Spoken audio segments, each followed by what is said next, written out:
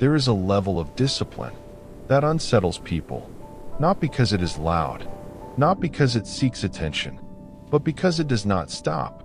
You've seen it. That person who wakes at the same hour, trains without excitement, works without complaint, returns without hesitation, week after week, month after month. While others burn out, they remain. And people don't call it impressive. They call it strange, unhealthy, extreme, good. Because what frightens people is not effort, it is permanence. Today, you will learn how such discipline is forged, not through motivation, not through intensity, but through a system older than ambition itself, a system that removes choice, and with it, failure. The man I will speak of, I will call Kenji.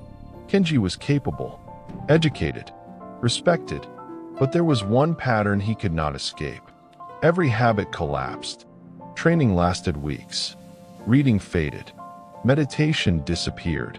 Each beginning felt strong. Each ending felt familiar. Monday was resolve. Wednesday was negotiation. Friday was surrender. Kenji believed he lacked discipline. He was wrong. He lacked structure. And worse, he believed consistency was a feeling. That illusion kept him weak, until he encountered the way of unbroken practice. In the old Zen temples of Japan, practice did not depend on mood. It depended on continuity, not effort, not inspiration. Continuity. Every morning, same hour, same bell, no discussion, no exceptions. Not because monks were stronger than you, but because they removed the question entirely. They understood something modern men do not. A habit you negotiate with will betray you. The moment you decide whether to act, you have already weakened. Kenji realized his failure was not inconsistency. It was reversibility. Every promise he made left an escape, and the mind always takes it. So he changed one thing. He stopped trying. He declared. Kenji wrote a statement. Not a goal, not a wish, an identity. I am a man who practices at dawn. He told others. He made it visible, permanent. This was not accountability. It was death. The death of his old identity. Because when failure costs reputation, the mind resists collapse. But something deeper happened. His mornings still resisted. The body did not care about pride. So the system evolved. The old swordsman trained. At the same hour. With the same movements. Until thought disappeared. Not for efficiency. For inevitability. Kenji chose one time. Before the world stirred. Not because it was optimal. Because it was quiet. No messages. No excuses.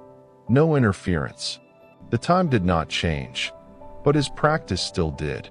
And the mind found new openings. What today? How much? Which version? So he removed that too.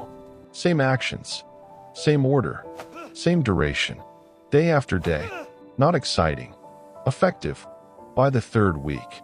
Resistance screamed. By the fifth. It whispered. By the eighth. It vanished. The body began moving. Before thought. This is not willpower. This is automation. When repetition is absolute, identity follows. He no longer decided.